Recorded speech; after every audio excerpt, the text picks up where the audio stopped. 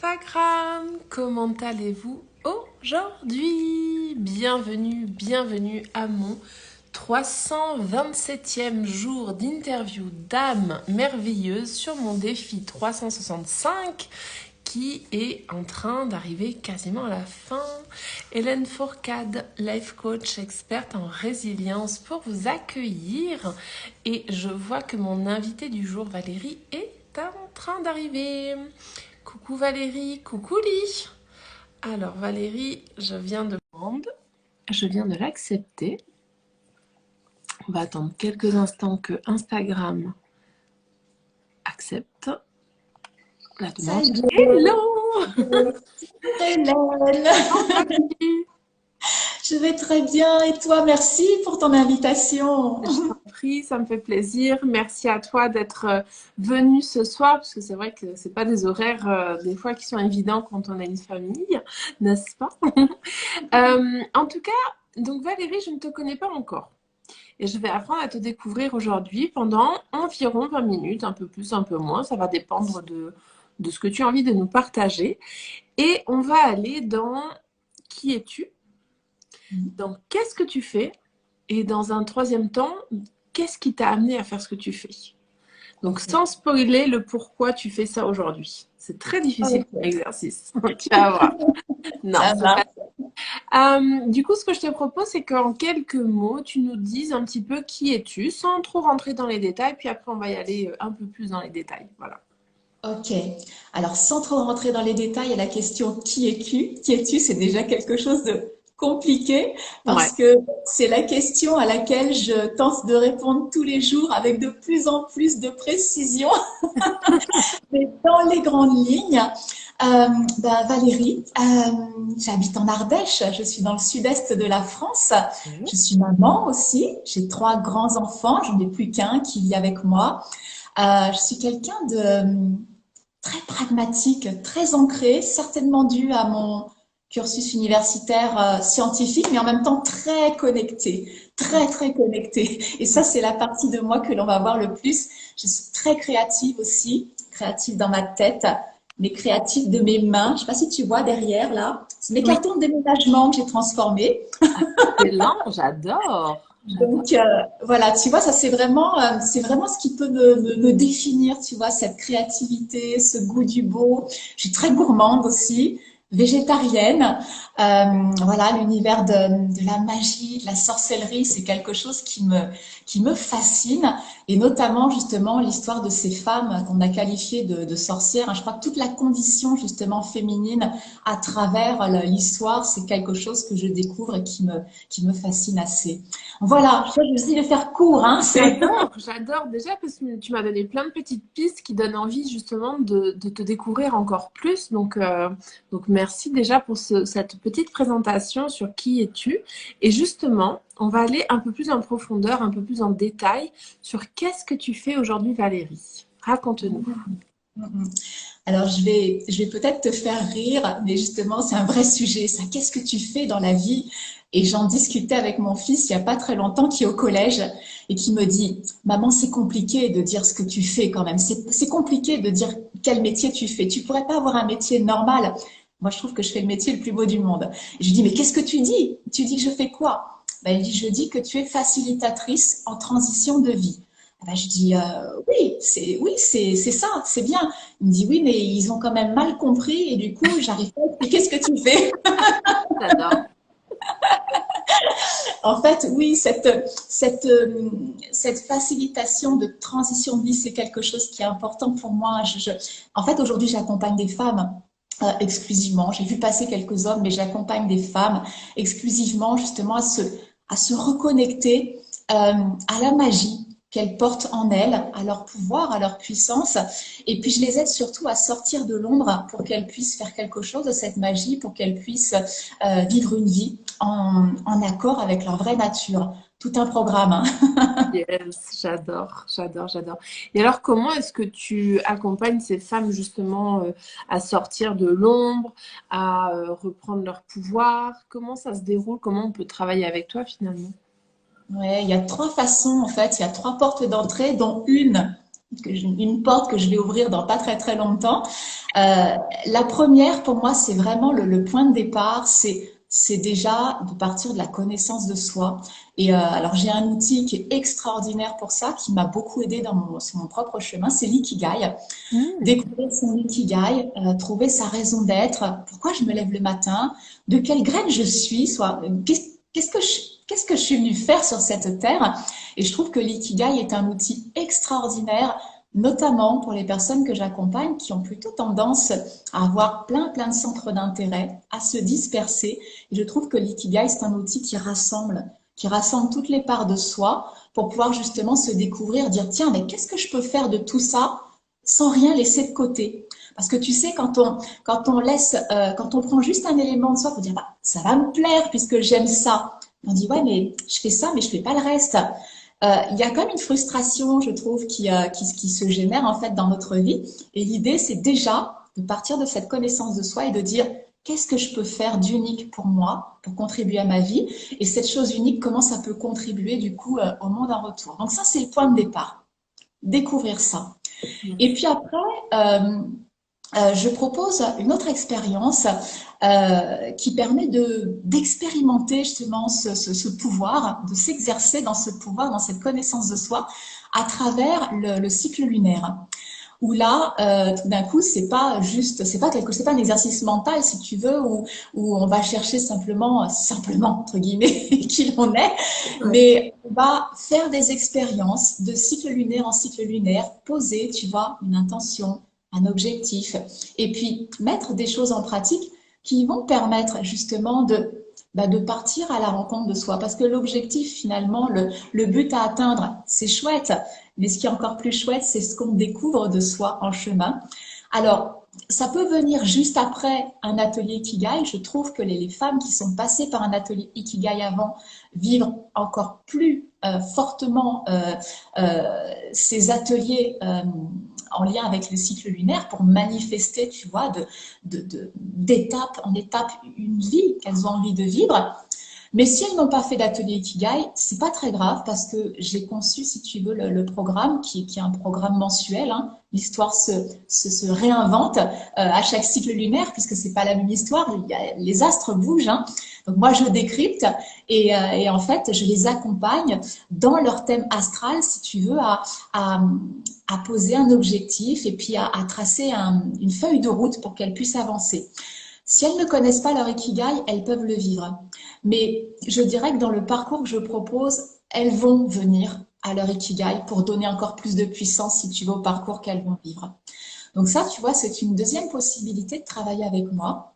Et puis la troisième, c'est quelque chose là qui démarre le 21 décembre prochain, c'est l'école de la magie.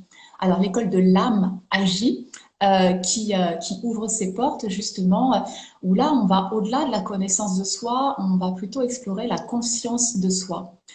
Parce que je dis que, et j'ai expérimenté, et je le vois à travers les personnes que j'accompagne, c'est quand on connaît son ikigai, on a beau l'explorer de cycle lunaire en cycle lunaire, on peut manifester des choses. Mais il y a un moment donné, on est limité. Alors, par tout un tas de choses, hein, des croyances, des peurs, il y a plein de choses justement qui ne sont pas conscientes, mais qui nous limitent en fait dans la manifestation de nos désirs. Et cette école de l'âme agit, elle est vraiment centrée du coup sur l'étude de notre thème astral à travers 12 Magic Class, où on va explorer les 12 en fait aspects de notre personnalité, donc les 12 signes du zodiaque hein, qu'on porte toutes justement en nous. Et l'étude de chacun de ces signes permet justement de prendre conscience de schémas comportementaux. Ah mais oui, c'est vrai que je fonctionne comme ça. Ah tiens, mais ça du coup c'est un Capricorne mal intégré par exemple. Très bien, ben, j'ai pris conscience de ça, je vais pouvoir le transformer. Et là vraiment on fait grandir encore, tu vois, sa puissance, sa magie, et on est en train de façonner, de ciseler justement une vie, alors et à la fois professionnelle, mais personnelle justement qui soit conforme à notre vraie nature. Donc ça c'est voilà les trois grands axes que je propose. Puis après il y a un programme individuel, révélation où là, j'accompagne vraiment en individuel à vivre ce que je propose en collectif dans l'école de la magie, mais on est plutôt centré sur un projet professionnel là. Voilà. Excellent, merci pour ce partage de toutes ces façons avec lesquelles on peut travailler avec toi. C'est très intéressant en tout cas. Je te remercie. Euh, la question qui forcément me vient maintenant à l'esprit, c'est comment est-ce que tu en es arrivé là en fait? Comment est-ce que tu es arrivé à développer justement, à travailler avec l'ikigai, à travailler avec un petit peu l'astrologie, hein, si je comprends bien, parce il y a quand même beaucoup de notions d'astrologie dans ce que tu m'as partagé.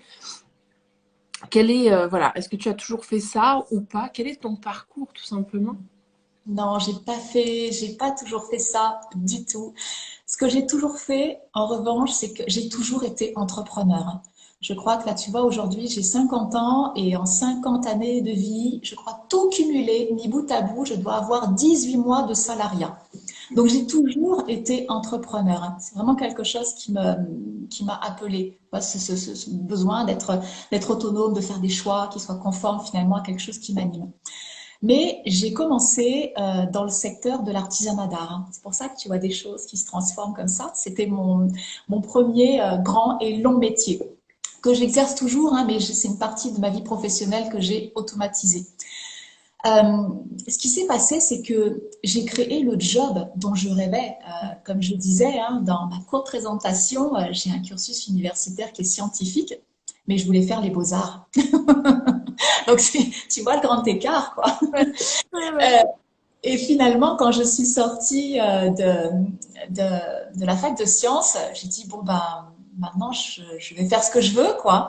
Et, euh, et j'ai créé un métier ultra créatif. J'ai rejoint, du coup, le secteur de l'artisanat d'art. Je crée du mobilier et des accessoires. Alors, avec un matériau particulier, hein, ça, c'est papier, carton, tout ça. Matériel recyclé en fait. Voilà, je travaillais en éco-conception. Et j'ai vraiment créé, si tu veux, le job dont je rêvais. Mais ce que je savais pas faire, c'était entreprendre. Gérer une entreprise, c'est vraiment quelque chose de particulier et j'avais pas du tout la compétence pour faire ça. Et je me suis, mais alors, aplatie, vautrée comme une crêpe. J'ai tenu bon, j'ai essayé de relever. Ça a été très très dur, très difficile. Je te fais l'histoire courte hein, de tout ce parcours dans l'artisanat d'art parce que c'est passé quand même quelques années jusqu'à un événement ouais, douloureux, le grand réveil en fait pour moi. Mais bon, un événement que j'ai traversé, hein, que j'ai transformé, et je vois beaucoup de lumière dans cet événement aujourd'hui. Mais ça a été la naissance sans vie de mon quatrième enfant.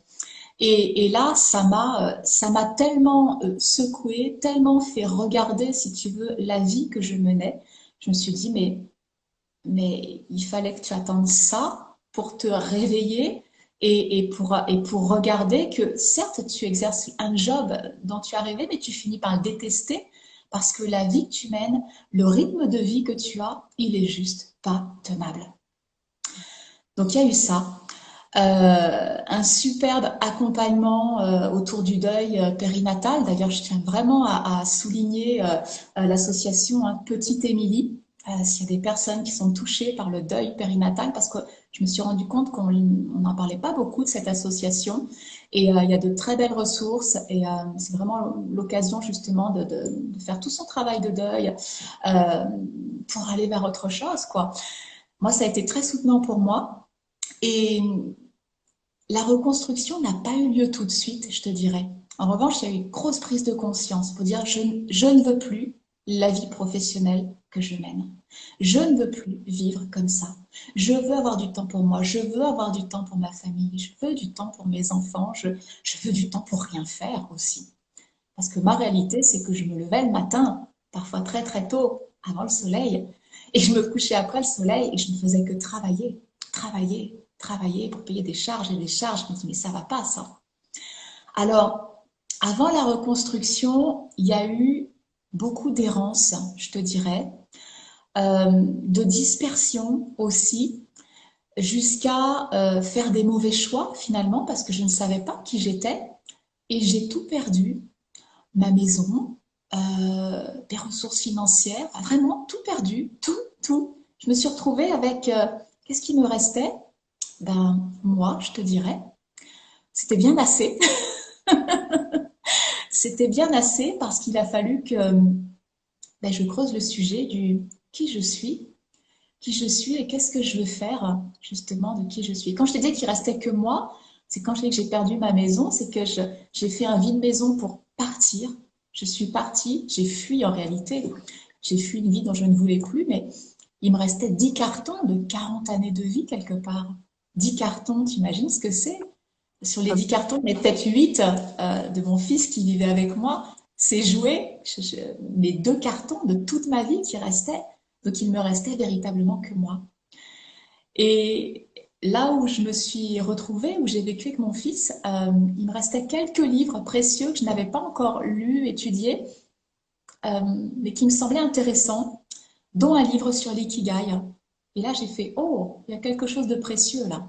Alors j'ai cherché tout ce qu'il y avait en matière de littérature sur l'ikigai. Il n'y avait pas grand-chose à l'époque.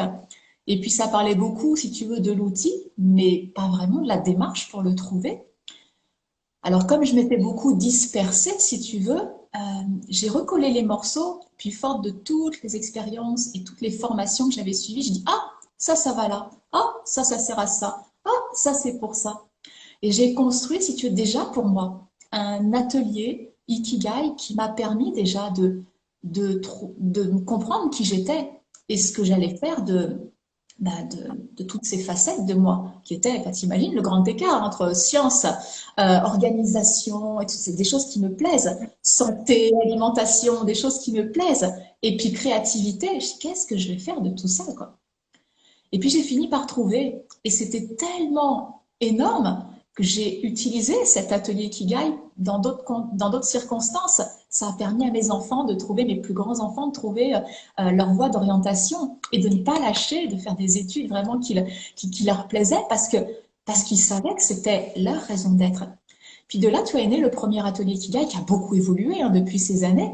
Et l'ikigai, c'était bien, mais tu vois, il y avait encore cette addiction au travail, encore cette propension à faire de mes journées du travail, du travail, du travail, des objectifs à accomplir et rien d'autre.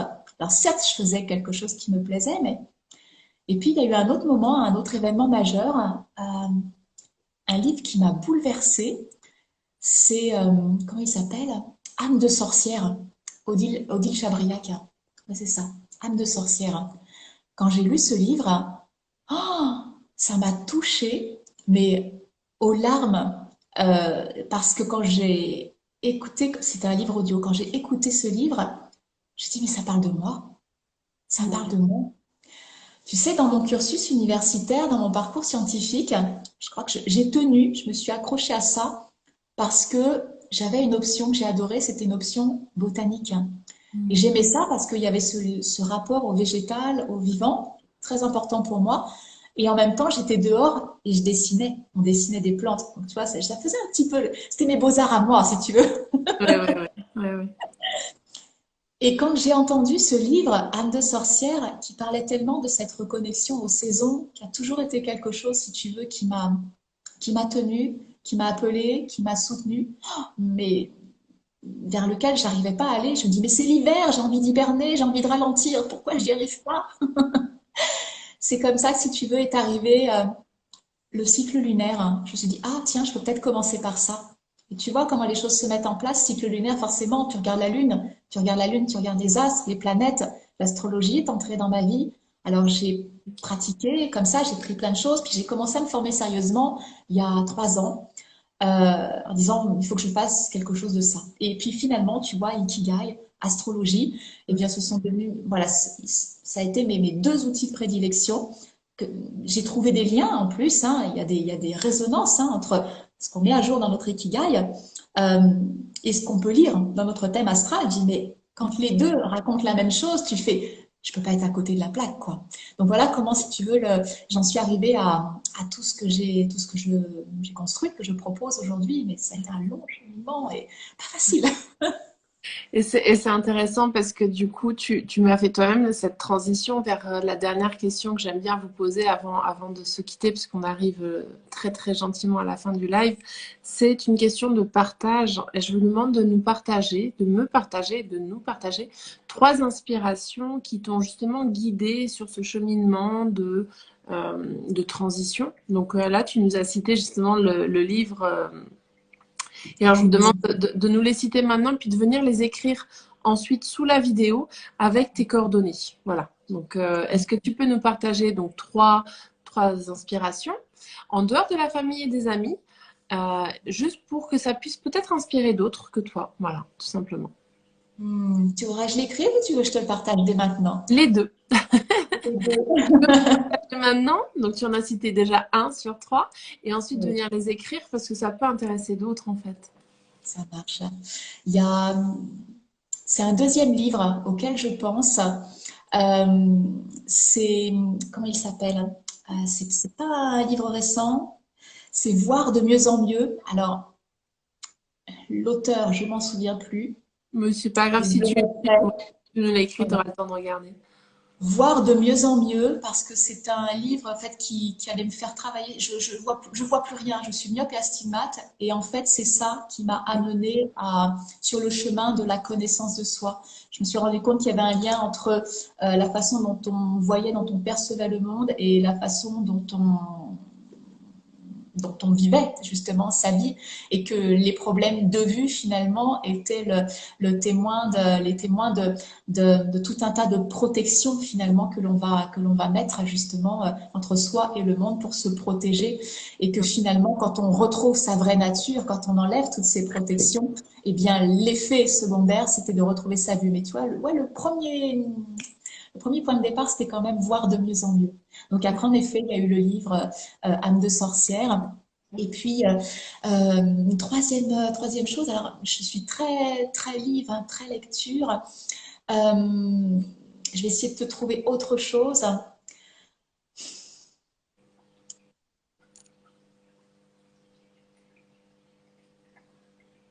Je crois que c'est une série que j'ai découverte et qui m'a complètement embarquée. Alors pour le coup, c'est une fiction, hein, mais c'est la série Outlander avec ce personnage principal. Je sais pas si tu connais Claire justement, qui est une femme médecin, euh, donc qui fait des études. Quand on le replace dans un contexte des études d'homme et qui voyage à travers le temps et qui se retrouve justement 18e siècle avec ce savoir, cette connaissance, voilà, la capacité justement de soigner, de guérir les gens. Et c'est quand même une époque justement où les femmes qui soignaient, on les traitait de sorcières, quoi. Et, euh, et justement, elle le vit à travers donc cette époque avec ce bagage-là. Et bon, c'est une histoire romancée, mais ouais, c'est un parcours qui m'a beaucoup inspirée. Voilà, entre autres. Voilà, toutes ces femmes justement qui peuvent s'émanciper et justement prendre une place importante dans la société, c'est vraiment des inspirations qui m'animent, qui m'inspirent. Eh ben, écoute, je te remercie du fond du cœur pour ces trois partages, ces trois inspirations justement que tu as eues, qui t'ont permis d'entre autres, d'évoluer toi-même, de grandir, de t'éveiller à autre chose. Tu pourras, comme je te le disais tout à l'heure, venir nous les noter sous la vidéo avec tes coordonnées pour que les personnes qui ont envie de connecter avec toi, avec ton énergie, elles puissent venir le faire de manière plus rapide. Et voilà, on est arrivé à la fin de cette interview. Je te remercie du fond du cœur. C'était vraiment un Merci à beau moment. toi. Merci à vous qui étiez présents et merci à ceux qui repasseront en replay parce qu'il y en a également. Et puis, ben, je vais vous souhaiter à tous une excellente soirée. Je vous retrouve demain pour mon prochain live. Et puis, je vous embrasse très fort, tout simplement. Et moi aussi, je vous embrasse très fort et je t'embrasse très fort. Merci Hélène. Merci du fond du cœur, Valérie. Bonne soirée à vous tous. Je vous embrasse. À demain. Ciao.